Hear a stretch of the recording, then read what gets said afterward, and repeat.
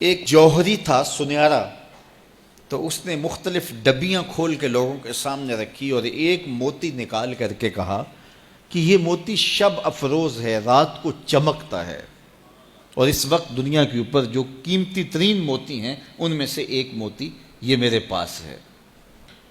خیر اس نے اپنا سامان سمیٹا تو اس مجلس میں ایک چور بھی بیٹھا ہوا تھا، اس کے دل میں لالچ آ گئی، تو اس نے اس جوہری سے کہا کہ جناب کہاں کے ارادے ہیں؟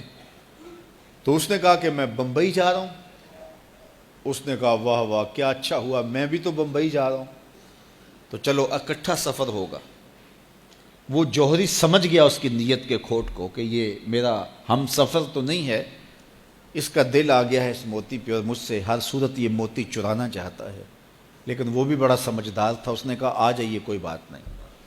سفر چلتا رہا، رات ہوئی، جب سامان اتارا اور سونے کی تیاری کی تو وہ جو اس نیت سے ساتھ ہم سفر بنا تھا اس نے بھی اپنی قمیض اتار کے لٹکا دی، اور اس جوہری نے بھی۔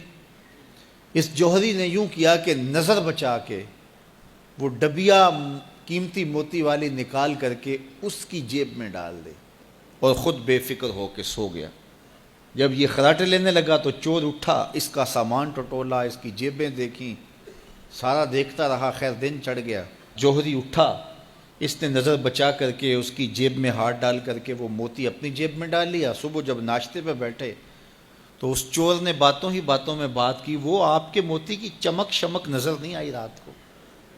تو وہ ہنس کے کہنے لگا نہیں میرے پاس ہی تو تھا، وہ جیب سے نکال کے سامنے رکھ دیا۔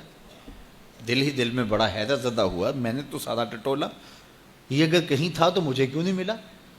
چلو آج صحیح۔ اگلا دن آیا تو پھر اس نے قمیض اتار کے رکھی اور اس نے نظر بچا کے اس کی قمیض میں وہ موتی ڈال دیا اور خود بے فکر ہو کے سو گیا۔ یہ ساری رات اس کے سامان میں، اس کے لباس میں تلاش کرتا رہا اور وہ مزے سے سویا رہا۔ صبح اٹھا اور نظر بچا کے اپنی جیب میں ڈال لیا۔ ناشتے پہ پھر بات کی کہ وہ آج بھی کوئی چمک شمک دکھائی نہیں دی۔ اس نے کہا میرے پاس ہی تھا، جیب میں ہاتھ ڈالا اور سامنے رکھ دیا۔ بڑا حیرت زدہ ہوا، دل ہی دل میں سوچا چلو کل صحیح۔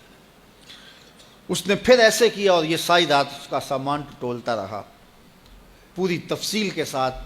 خیر جب صبح ہوئی تو اس نے پھر نظر بچا کے اپنی جیب میں وہ موتی رکھ لیا تھا۔ تو اس نے پوچھا وہ رات والا موتی آپ کا نظر نہیں آیا جس کو آپ کہتے تھے چمکتا ہے؟ کہا وہ ڈبیا میں رکھا ہے اس لیے چمک دکھائی نہیں دی، تھا تو میرے پاس ہی، اور جیب میں ہاتھ ڈالا اور سامنے رکھ دیا۔ یہ سر پکڑ کے بیٹھ گیا، میں روز اس کی جیب ٹٹولتا ہوں، سامان بھی دیکھتا ہوں، یہ رکھتا کہاں ہے؟ میں نے تو کوئی جگہ نہیں چھوڑی۔ اس نے کہا سچ بتاؤں میں تیرا ہم سفر نہیں تھا، میں چور تھا، میں تم کو بتا رہا ہوں۔ اب آپ میرے بھی استاد نکلے، مجھے اتنا بتاؤ کہ یہ موتی آپ رکھتے کہاں تھے؟ میں ساری رات ٹٹولتا رہا اور 3 دن ہو گئے مجھے، میں نے کوئی گوشہ نہیں چھوڑا، آپ کا سامان کھول کھول کے دیکھا ہے، آپ کا لباس الٹ پلٹ کے دیکھا، لیکن مجھے ملا ہی نہیں، یہ رکھتے کہاں تھے مجھے یہ تو بتاؤ۔ اس نے کہا لوگوں کی جیب میں ٹٹولتے رہے، اپنی جیب میں ہاتھ ہی نہیں ڈالا۔ بلے شاہ اڈ دیاں پھڑنے، جڑا گھر بیٹھا ہے انہوں پڑھیا ہی نہیں۔ وَفِي أَنفُسِكُمْ أَفَلَا تُبْصِرُونَ، کہا تم کہاں اسے ڈھونڈ رہے ہو، ذرا اندر بھی اتر کے دیکھو، اندر اترو گے تو اس کا سراغ مل جائے گا۔ نہ مسجد وچ نہ مندر وچ، لب یار نو اپنے اندر وچ۔ جب اپنے اندر اترو گے تو پھر سراغ زندگی نصیب ہو جائے گا، عرفان ذات ہوگا تو پھر عرفان الہی نصیب ہوگا۔ لیکن ہم دائیں بائیں ڈھونڈنے نکلے لیکن اپنے اندر اتر کے نہ دیکھا۔ تو سراغ زندگی ملتا ہی تب ہے جب اس کی چوکھٹ پہ جھکنا بندہ سیکھ جاتا۔